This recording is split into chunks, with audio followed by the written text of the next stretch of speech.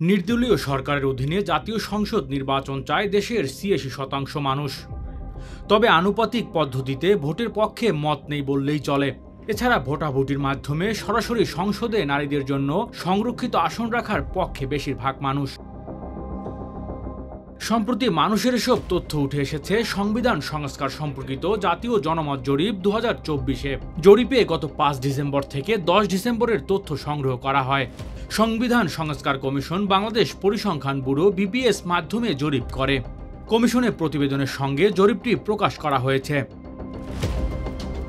Commission জানায় তারা বিভিন্নভাবে অংশীজনদের মতামত সংগ্রহ করেছে।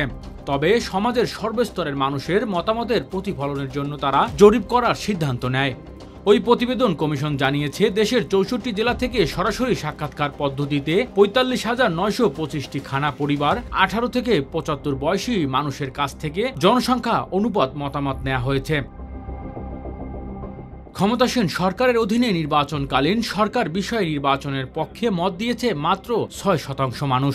আরও 6%-এর বেশি এ বিষয়ে জানেন না বলে মন্তব্য করেছেন। আর প্রায় 2% মানুষ কোনো মতামত দেননি।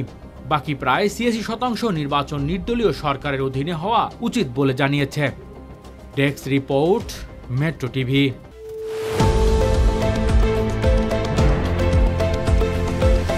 দেশের পাশে, বিশ্বের সাথে, মেট্রো টিভি।